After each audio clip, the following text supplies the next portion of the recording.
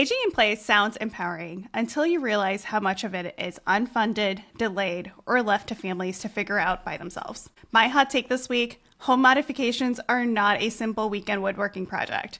When families tell me they'll figure it out and get everything done in a weekend or even a week, I'm immediately scratching my head because you don't know the cost. You don't even know what modifications you need yet, and you don't know if there's going to be any wait lists or delays in parts or equipment that you need, and you're banking on the fact that maybe your parent might not fall again between now and then. That seems a little ridiculous. This week, we're talking about the realities of aging in place and home modifications because when it's not thought out properly, we're just doing risk management, and that's not the same thing. So we're tackling what families often misunderstand about aging in place and what structural barriers make safe home mods so difficult to implement in real life. To help break down this topic, I've got Dawn Heiderscheidt with me here today. Welcome to the Aging Together podcast. I'm your host, Dr. Pooja A, Patel, a double board certified occupational therapist and gerontologist with additional certifications in dementia and fall prevention. This season, we are unfiltered. In this podcast, I interview guests who are experts in their fields or caregivers who are sharing their lived experiences.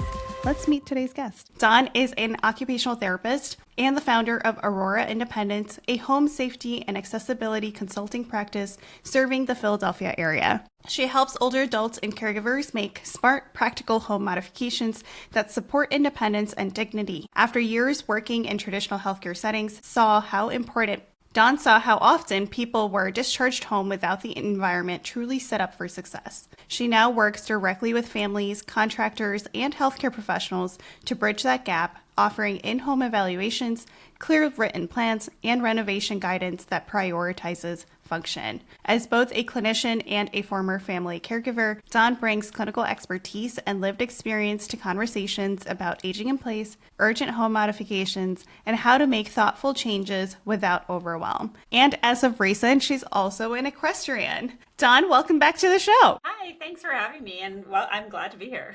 I know the equestrian part, we were, just my whole personality now outside of work. I've been loving it. It's great. I think we all need a little something outside of dismantling our entire systemic barriers for our patients. And so I think that's great. It's lovely. I love it. Thanks. I'm so glad all the people that in my life that are loving it. I'm like, good. I'm doing it for you guys and myself.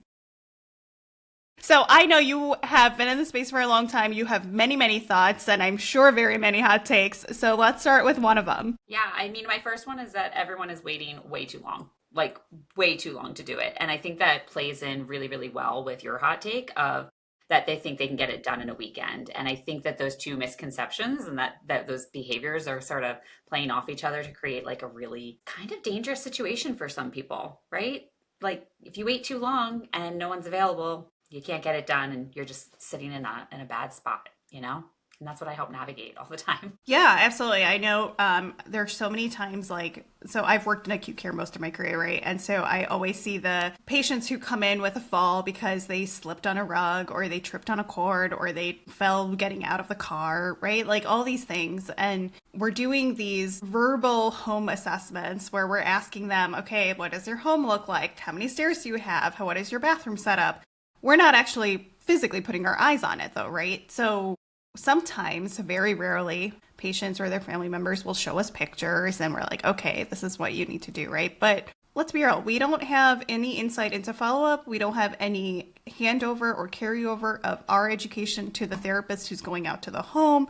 There's all that lack and loss of education and recommendations. And then, 3 months later, they're back in the hospital because they fell again. And we're like, what happened? And they're like, well, we're renovating our bathroom to fit to get a walk-in shower and get a seat and all that stuff. But it takes a few months to get that done. And in the meantime, we're using this extra bathroom in the basement with a really weird tub.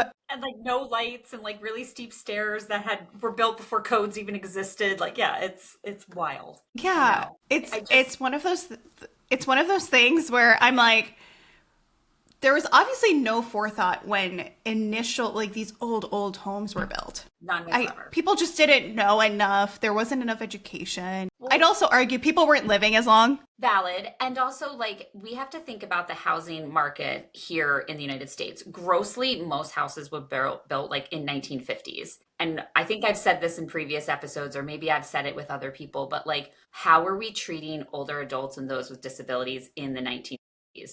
We weren't looking at them. We were putting them in facilities. We were keeping them out of sight. So, like, of course, our houses weren't built for that in mind. Our society wasn't really open to chatting about the fact that people live life a different way other than a fully able-bodied human. And so, yeah, it makes perfect sense. These houses, disabilities and aging wasn't even a forethought, because what do? You put them in a home, or the caregiving situation was different. Families lived together. There was multi-generational family Generational. happening. That was part of the culture, and that has very much shifted, especially after like World War II and the wars and everybody going out to buy their different houses and create their singular families and communities all alone. So yeah, you didn't plan on having mom and dad live with you because you're now in your own home at this point. So there's a lot of layers to this situation. So yeah, I completely agree with you. And they wait too long. They wait too long to make those adjustments. They do. They wait until a crisis, right? That's like kind of all I talk about is why elder care is so heavy on crisis management versus proactive care planning, right? Like I always make this connection and some like reference to children of like when someone's having a baby. There's all this proactive planning that goes into it. We throw a right? party about it. Like we're like, let's celebrate this change. There's a party. There's like people are fixing up their nurseries to make sure it's accessible when they have their baby. There's a nesting period, right? Like I think what changes with elder care is that there's no nesting period, right? Because it's a transition. It's a life transition. It's not something that tomorrow you're going to wake up and become an elder, right? Like that's not the reality of it. But you know it's happening at some point. So why are we not actively preparing for that transition with some forethought before a crisis occurs? Well, and I think that what you're saying is very true. And I think there's a generational piece to this. And I am going to be very, very curious how our aging plans change.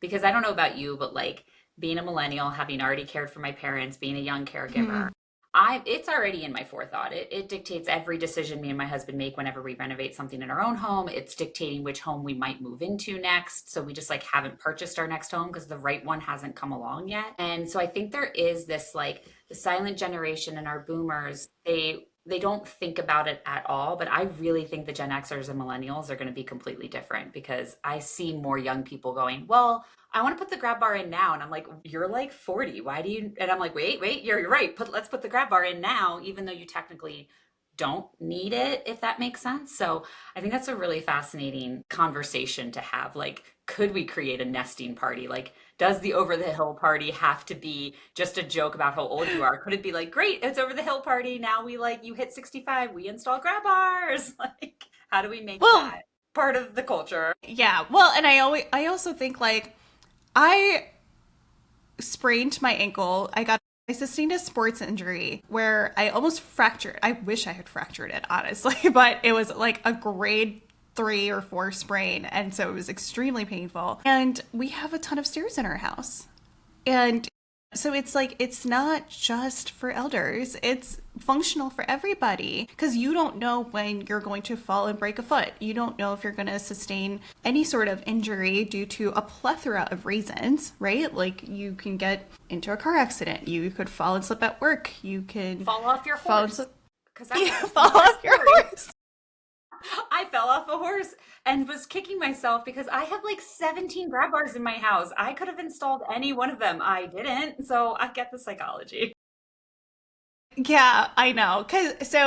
And I love what you said about like us having that forethought, but I think a lot of that comes from also us being in this space and seeing the downfall of not preparing for it, right? But like when my husband and I bought our house, that was kind of front and center. We're like, okay, we're both the eldest children. We're both primarily responsible for our parents as they get older. If they end up needing help and support and we need to support them, can they function in this space, right? Like it wasn't even so much for us, but it was more of that multi-generational living lens of like, hey, if they need support, can we support them in this home, right? And like I mentioned, yes, like there's a ton of stairs and there's all this stuff, but it's like, okay, well, a stair lift can go in here, an elevator maybe can go in over here. Like maybe this can work, right? Like, so there's all this forethought that kind of goes into it. We have all of these walk-in showers, right? Like easy to install a seat, But easy you to still have install those grab stairs. bars. Yeah, I mean, we do, right? But we have a plan in place for something that could easily, be done. And thankfully, we have the resources to be able to do that quickly. Yes, But most of America does not. they And really don't. so when you end up, like, you can end up breaking your leg, or God forbid, you need an amputation for some reason. And now all of a sudden you have all these stairs in your house. You're not going to be able to get a stair lift installed within a day. No, it's 2 weeks at least in my area. Like it's at least 2 weeks. Yeah. Yeah. And I think this brings up another point, which is like I'm very big. My other like hot take is that home modifications should not be a single industry. And I think that's the mistake that we also make as like professionals. The construction industry is like, nope, we just do it all. Or the healthcare industry is like, we have all the solutions. But the reality is that those silos need to break down. And so what you're talking about, people who don't have the resources, if you start talking with a financial planner a whole lot earlier about just life, right? Like just having money, investing, making your money work for you, not just living that paycheck to paycheck, which you can do even with $20. You can make $20 into something later. My big push has been like, talk with a financial person. There are fiduciaries. They are free to you sometimes. Like, you don't have to have a lot of money to access these like cool professionals or these expensive professionals that can actually help you out. So yes, you get injured. You need that random stair glide. You want to rent a ramp. You want to do that stuff. If you've already spoken with those professionals, you can have more options open to you. And so this really isn't a silo situation. It's not like me and you as OTs, we have all the solutions and answers. We really don't. We have our solutions and answers, and we really should be pairing them with those other professionals. And I think too often we all stay in our little silos because it's what we know, and we should stay in our lanes, but we should be really encouraging our clients to go out and chat with other people. So I know I am always, always, always pushing the financial advisors on my retired people. I'm like, have you thought about it? I know you have a 401k, that's great, but like, have you run projections on how long your money lasts you if you needed 24-hour care tomorrow? And they're like, no. And I'm like, I hate to be the bearer of bad news, but you should go ask your financial person to run those projections. And if they can't run those projections, it's never too late to get a new one. You can leave. You know that is like the bread and butter of what I do. Yeah. And Yes. that was one of those things where it was like, and I'm going to argue that it's not just the people who are already retired. We need to start this stuff in like at 40. Like 20. whenever Everyone you should have it start by planning for your financial security, right? Like everyone has a rainy day fund, but that rainy day fund is not supposed to be your long-term care plan, right? No. Like that's not supposed to be what gets you through a home modification or gets you through hiring 24-hour care. Like your rainy day fund is like you lost your job or you lost your house or something drastic. Like this stuff you can plan for, so you should have a separate fund that is catered towards long-term care needs, including home modifications or hiring care or moving into a facility or supportive environment. And that was the first thing I did when I started working in proactive care planning, right? Is I have a fantastic relationship with this one financial advisor who wanted to do this with his clients because he was starting to run into these issues of these older adults who had been his clients for years who now needed all this support. And he's like, we didn't plan for it and it's so expensive. Is there a way to plan for this early rather than later so that we don't run into this? And that was when we started talking about, yes, like as soon as people start making plans for it, there's a way to get us involved if you want to, based on their medical history, based on their home environment, based on their social supports, we can kind of estimate what sorts of support they're likely to need in the future. And you can build a financial plan to work towards that. But if you don't even think about it, you're setting yourself up for failure. Yeah, and I completely get that too. And I think like when you were 20, were you thinking about your finances? Probably not. I was No. because I was receiving my parents' long-term care insurance after they passed away. And I was like, wow, this really helped me with my grad loans that were huge and let me figure this out. I don't have children and I don't plan on having them, but wouldn't it be nice to make sure that I could send some dollars to people, or that like my whoever I'm leaving. So it's life experience for a lot of people too. And I think there's a small psychology to it. And I keep going back to that because I talk to a lot of OTs who are like, I want to do home mods and you're doing so well. And I'm like, I just want to remind you guys that it's not easy. And the psychology part of it is that people do not ever want to admit that something bad could happen. And so I'm someone who was primed for it because I was literally living it in my high school, college, and 20s when people were living life and getting drunk and having babies. I was like, oh my God, I'm closing my second estate right now. This is wild. But unless people have experienced that or heard those stories or are friends with those people, I'm not sure that we're thinking about it early enough. And I agree with you. It's such a shame. And I think that financial advisors, that's like an opportunity for us as healthcare workers. We should be talking to these other professionals to let them see like, hey, this is a blind spot for you. You're really great with annuities. You're really great with investing in the stock market. But are we putting it across to the side so that people know, like you're saying, what it's going to be used for? Have you ever like used like the envelope method to like save up for something? No. So I it's like, haven't, no. But it's like when you create different envelopes, right? yeah, like you get paid and you're like, okay, now $20 goes to like my horses, $20 goes to here, blah, blah, blah, blah, right? It's like we should be thinking about that in a way in our retirement planning. Yeah. I mean, I guess we kind of do that with like, I do that with my paychecks, right? Like I have 30% go somewhere, 60% go somewhere, 10% go somewhere because it's like Same idea. differentiate or what's the diversifying. Yes. I'm not going to pretend But to know it like, all. yeah, this is a little irrelevant, but like relevant to the financial side of it. But it's like one of the things that I learned by working with this financial advisor is as people get older, the recommendation is actually to start consolidating because it's easier for them to manage from a financial management perspective, which for us as an OT is really important or really helpful to know because if we end up with clients who have so much diversified income and they're starting to have a really hard time managing all of it from a cognitive load standpoint or just from like a physical capability standpoint or whatever it might be, that's a good time to collaborate with a financial advisor too of saying like, hey, is there a way we can start consolidating some of this so it's easier for them to manage? Yeah.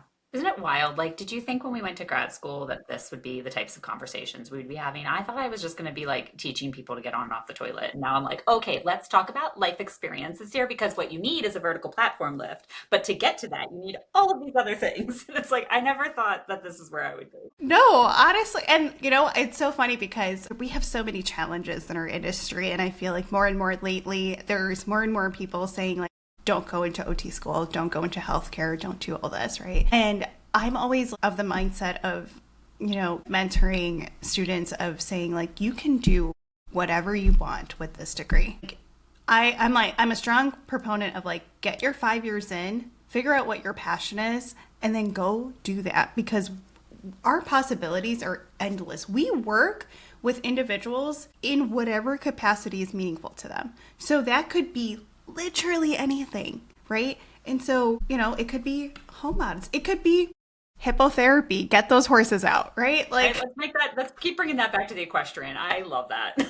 I am here for this. we're making it your personality, so we're going to do it. I love it. Just put a picture of a horse up instead for my bio. We're obviously going to link your equestrian page, right? Like, oh my gosh. People have to know. Follow along with me and my lease horse Vinny. But no, I think it's so important for people to understand that a lot of the crisis time decision making that occurs and delays accessibility, delays care, delays home modifications could actually be tackled so much earlier if you have the right people on your team, if you have the right education and awareness, and if you have the right access. And like you said, it's generational, it's life experiences. I grew up with all 4 grandparents in my house. In my life, right? Yeah. I had all of them until high school. So I truly got to see like what multi-generational living looks like. I saw my parents take care of my grandparents, right? I still have one grandma and she's thriving. She lives with my parents, right? And so, yeah. And, she had her first major health scare last year when she had a stroke. And we were able to manage that and navigate that. But that led to a lot of conversations about, hey, I have to jump on a plane every single time something happens in this family, right? Because I live in Chicago. For those who don't know, I'm from New Jersey in the Philly area. And so and that's where my family is. And so it's one of those things of like, okay, can we have some foresight into this? I do this for a living. Like, how are we going to navigate this as, well, my dad had both his knees replaced. My mom needs her knee replaced, right? Like, she had a shoulder surgery. Like, as our families start aging together, we forget often that we're also getting older. And you and I don't have kids, but for the family, for the individuals and the families who have kids who are also trying to manage their aging families, it's so much harder when something happens than it is before something happens. It's incredibly overwhelming. And I realized the other day that, and I was just at a pitch competition last night to try and get like a grant for the business. And I was explaining what I do. And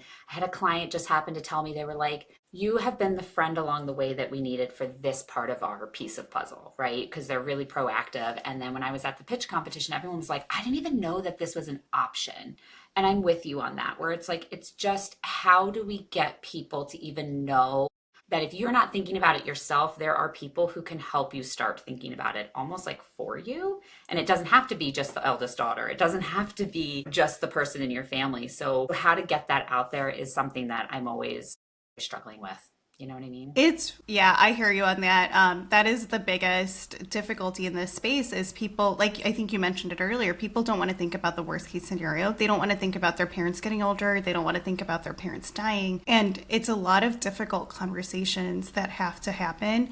And I think a lot of it is just lack of awareness that we exist, right? We have a terrible branding problem, a terrible marketing problem. And so it's really hard for people to understand, like, I need to find an OT, and then I need to find an OT who does accessibility or specifically home modifications. Oh, well, they have all these different types of certifications. Which one should I look for? But the builder also has this certification. So should I go with that one? Like, there's so much. It's so overwhelming to someone who doesn't, one, know the profession, and two, then has to kind of try and sift through all these different credentials. And it's like, I think we've created part of the problem there of like, why do we have... Here's what I'm going to argue. And I've been trying to reframe it for myself. And so this is my other hot take. Ready? Okay, go for it. I think that we do such an amazing job as OTs, and anybody who has ever met us is like, oh my God, OTs, and they take it back to their profession and they steal our stuff. I'm sorry, but some construction person didn't figure out where grab bars need to go. That was a healthcare professional who taught some person, hey, look how important this is. And they were like, let me go run off with this and then let me make it my own thing. Like, I look at a CAP certification. It's great, but I can tell you right now, it's even better now that healthcare professionals are part of it. And they did not think of that themselves. ADA didn't come into place because some magical construction person decided that it was there. They learned from lived experience. They learned from healthcare people. So that's our marketing problem, is we let too many people take our spaces. Well, yeah, I think we're on the same page here. Like, I think we've created the problem of like not branding ourselves and marketing ourselves well enough. And then the other side of that is we don't protect our value. Yes. I'll go with yes. I think that's a big part of it. Like, we don't protect the value that we bring. We're so quick to share what we know, to give our services away for free. Yeah. That's a whole tangent I can go off on. You know that. And then we're a little too timid's not even the right word. We're a little too laissez-faire when it comes to other professions encroaching on our skills and our value. Yep. And I think that's the other side of that for sure. Yeah, and it's a shame because when I was asked at my pitch competition last night, they were like, who are your competitors? My initial reaction was, I was like, contractors. It's contractors. They're my largest competitor, which is wild to think that construction and an OT are competitors when it comes to aging in place. But we are, because of what you're saying. I mean, those certifications, anyone can get them. It's a largely unregulated market. I could literally tomorrow start selling a certification for home modifications. But because people don't realize that it's really unregulated, they don't know what they're getting. And I'm with you on that it creates problems. So one of my favorite stories to tell is like the bath fitters who install those accessible bath fitters, the bath things in one day. They're great for like a lot of people, but you need to go that extra level and have that knowledge and that healthcare background to understand when that prefabricated thing is not actually the solution for people. And what are we doing for families that have a fall and the daughter lives in Chicago? Like how do we Yeah. explain how do I take all that information and put it out into the world? I don't know. I don't know. Yeah. Well, I think part of it is what you have done is partner with these contractors or whoever, right? With me partnering with estate planning attorneys and financial planners. I think it takes individuals, unfortunately, in private practice to put out our hands and be like, hey, can we work on this together? Like, this is going to benefit our client mutually for the better. And in turn, we're both going to benefit from this, right? Like, and I think that is the, like you said, like the silos that are there, they're only going to they'll only improve if we're the ones reaching out and saying, hey, let's work together on this. Because they don't really have an incentive to do that. But we do, because we want the best for our clients. And the best for our clients is to do this the right way the first time and not wait for them to have to do it a second time. And it's really frustrating to, like, I did a project on, because in one of my OT coursework, it was like on interdisciplinary care, right? And so my project was literally on OT and architecture and how they should be working together. And to see that 10, 12 years later, like, it is still such a siloed, yeah, like it's still such a siloed industry is so hard. And I know there are so many wonderful people trying to bridge that gap, right? Like across the country, across the world even. I actually have one on the show next week, but it's one of those things of like, why is this still so hard? Why is it so hard? And it drives me nuts too because locally we have a few municipalities here in the greater Philadelphia area that are just like notoriously difficult to get permits. And I'm not talking home mods, I'm just talking permitting in general. Like just if you want to build a deck, it's going to take a really long time, which feeds back into that whole like we can get it done in a weekend. It's like you really can't. Yeah. There's like a whole other business workflow that happens. And what happens is that everybody just kind of gets that architect out there so that they can get the permitting done. But I run into these situations where sometimes the architectural plan sort of just cares about the 3D rendering. They care about what it looks like outside because that's what the township cares about. And then it's like silly stuff. It's like, why did you put the window here? Because when you put the window here and it's a kitchenette, then the only thing I can do is put the sink there. But the reality is that the sink should be in this location because of this person's like reach range and this, that, and the other thing. And then you're stuck because to undo that window and put it somewhere else is either a permitting issue or it's a cost. And I'm with you. Like, it's so frustrating because I have so many clients right now, and this just happens to be my January, February, that have called me in. Thank God they did, but just a little too late. And now we're still almost like retrofitting a modification into a renovation that should have just been like done right from the first point. And even like the builder is like, oh my God, I need to introduce you to this architect. I'm like, please do, because if Yeah. this is what they've done to other houses, it was not intentional. This is not me saying architects are terrible, but they're trained in a way to think about codes and permits and that sort of stuff. And we are trained in the person.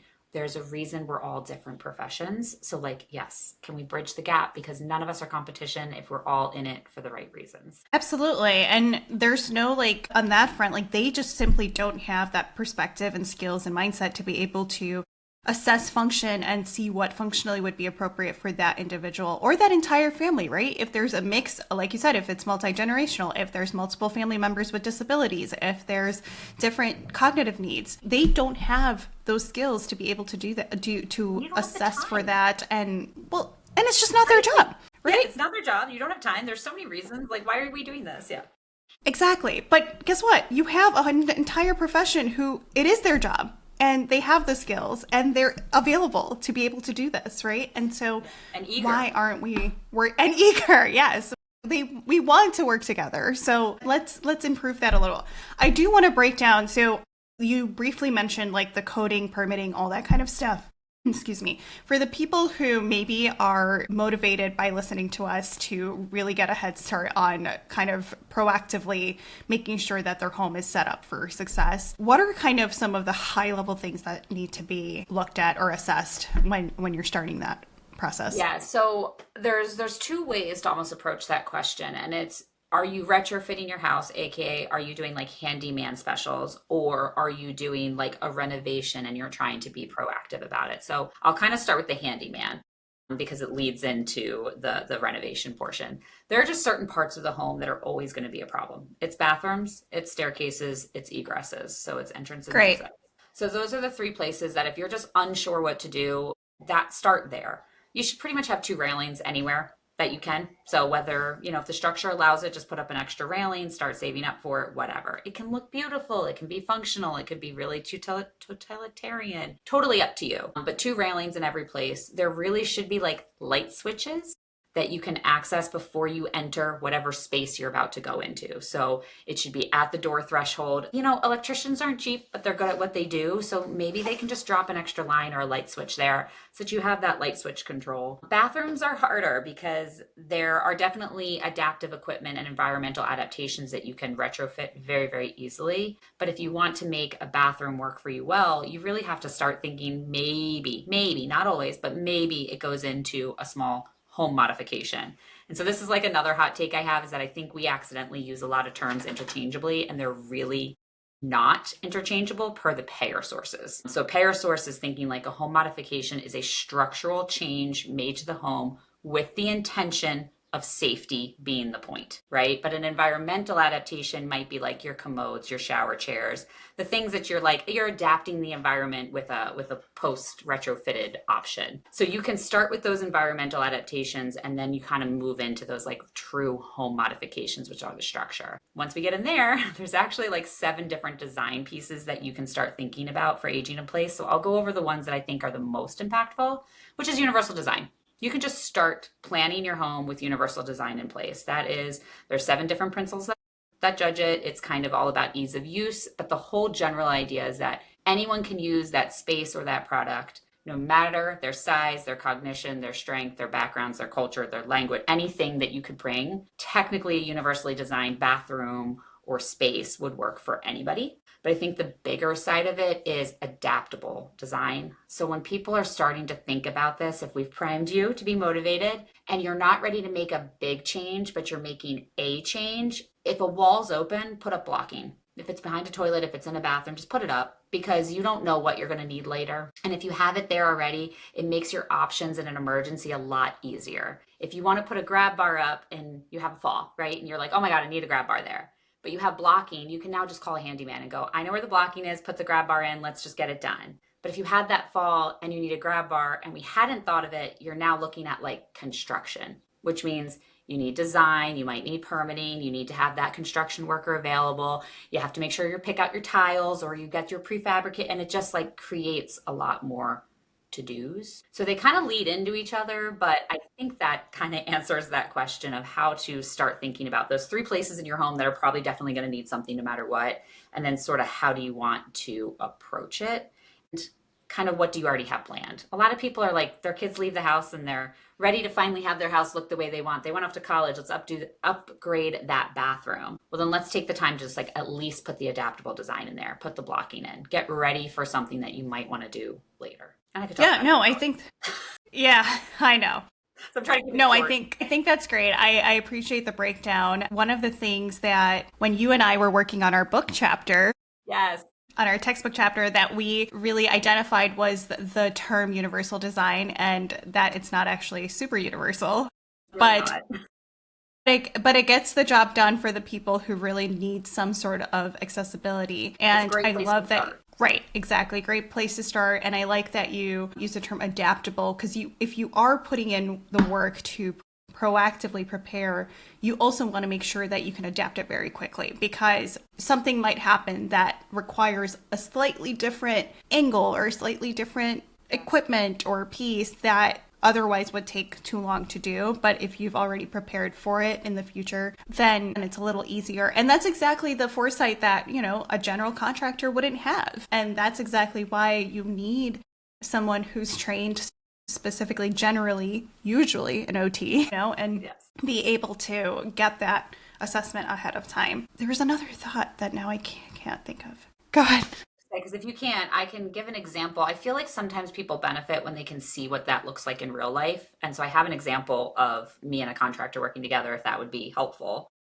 Yeah. There is a client of mine that they were going to renovate their bathroom no matter what. Their loved one has a progressive condition, so we know that it's going to get worse, and there's a lot of decisions. So the contractor was able to kind of come at us with the structural limitations, like, hey, because it's a poured concrete slab, we can only move so much plumbing, or else you're getting into like astronomical prices that are just not worth it. And if we do this, we can do a wall hung toilet. But if we do that, it has to be a floor based toilet, which means we don't get the floor clearance. This individual may use a wheelchair, may not. We're really unsure what that progression may look like because it's one of those disease processes that looks one way for some person and could look a little different for someone else. And the clarity that I've been able to offer them to say, well, if it has to be a wall hung toilet because the structure only allows this, then great. We've opened ourselves up to like these three products. Don't worry if it has to be a floor based toilet in this place. We're just going to look at these different products for your loved one. And so this family was like, we're so overwhelmed because if we pick this or we pick that, what does that mean for us in the long run?